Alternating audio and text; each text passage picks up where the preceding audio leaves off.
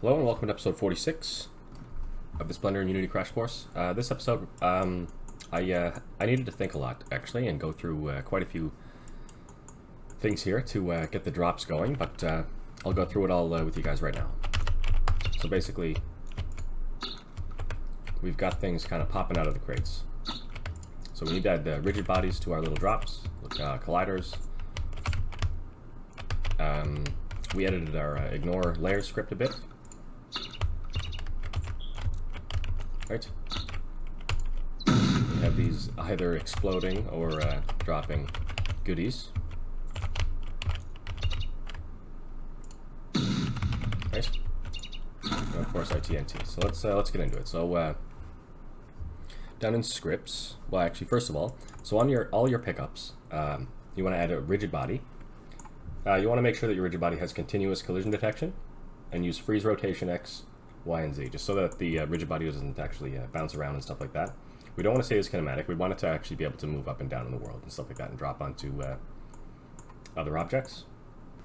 You want to add a box collider. Place it wherever you want it to sit on the ground. Trigger timer. Okay, so this is for when it drops out of the crate. You want to add this script to your pickups. Right, and add, just drag in the trigger right here, give it a little timer, so that's just basically initially so that it doesn't pop out of the crate and disappear immediately and the player doesn't know what he picked up. So basically they'll drop around and it'll take a second before the player goes to get it. This rigid body force script. Okay, we want to use this. These values work very nice for me. You can change it to whatever you like. You want to have on awake checked by default, and our ignore layer script. So we changed this a little bit. So we added a basically a variant of this that we can check off item, and it will ignore different layers. So basically, this is for our little rigid body pieces of our broken objects, and this is for our items. Right. So all you need to do is make sure special effects is true by default, so that you don't have to go back to your old items and change them, and make sure item is false by default. That way you can just change the items and make sure uncheck special effects and check item. You also want to create a new layer. Make that layer items. I used array 8, so just make sure that item layer is the one right here. You also want it to ignore itself. Okay, so also we added a secondary option for our random box. So if it's not a random box, it'll just do our regular stuff. If it is a random box, we want to add this secondary crate prefab, right? And just make sure you check if you have dragged something in, just so the game doesn't break.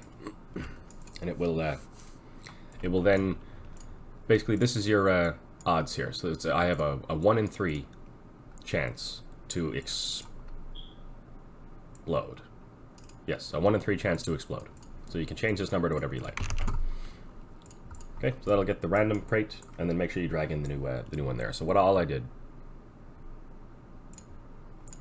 was drag in the TNT crate, the broken one here, one that explodes, and change all the materials to be the random crate. Okay, so then you drag that one right here, and it'll give it the odds to either explode or drop some good stuff. So that's for the drops. We added that to broken crate here. So for the drops, item drop. Here we go. All right. So this one you can add as many variations as you want. Basically, you want all this right here, right? So you want to drag in your health drop, copper drop, silver drop, gold drop. Checkbox for if it's random, because that'll drop different stuff for me anyway. This desired position.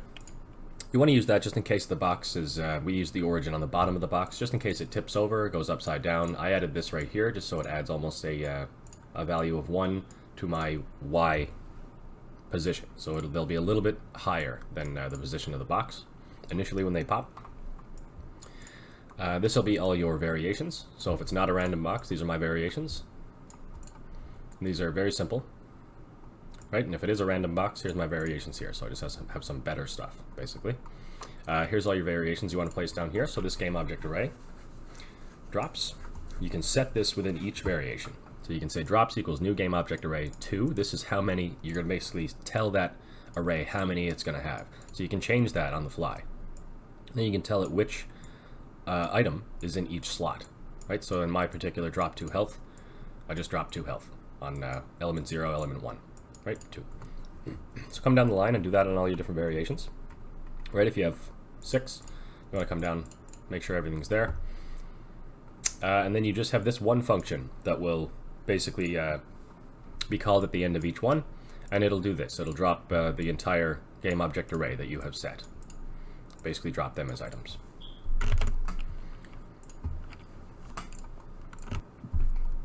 Oh yeah, so these little particle systems on the drops I have here, you can do those very easily. Basically, I just used the shockwaves. Yeah, basically I just used the shockwaves. So all you want to do is, I just use these embers, so you can unpack the prefab, drag out the embers, delete this. With these embers here, you want to click looping, restart, and we'll see it just loop. You want to check velocity over lifetime. Change this radial right here, this curve, to be constant. Change that to 0. Give it a linear y velocity of whatever you like. So you can change it to however fast you want those to be sparkling going up. On the renderer, change that stretch billboard to billboard. This is just if you want them the same as me. Maybe I actually kept it as stretch billboard. I did. Okay. And then you can play around with the lifetime, the start size, the start speed. Change the emission down here. I think I went to like 3 or 4. The other thing you want to do is change this simulation space to world. Basically, that means as the coin flies out or goes somewhere, the particles will react accordingly, and they won't act like a child of a parent object and start floating around really strange. So that's useful there, that world scale simulation space. And that's pretty much it. Just make sure you apply all your prefabs after you assign the particle effect. I think I just actually attached them to... Yeah, so for the particle effect, I just attached them to each little model. And I guess I added a couple different kinds on the heart.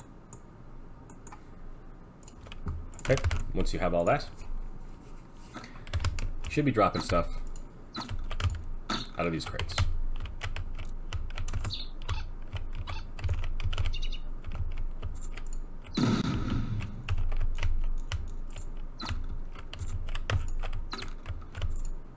That is actually it for this one, guys. So I had to actually figure all that stuff out. And rather than have an episode of me going back and forth constantly, as some of them have been, I decided to just finish off the mechanic and give it to you guys that way.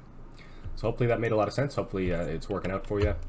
And in the next episode, we're actually going to create our little world. We're going to create a little level in Blender. So we're getting very close. We'll get a main menu, a pause menu, and stuff like that going. And we'll finish off, create a little game out of this. We'll make sure we do a build. I can show you where you can share it online for your friends and have different people playing your game. Right, so thanks for watching, guys, and hope to see you in the next one.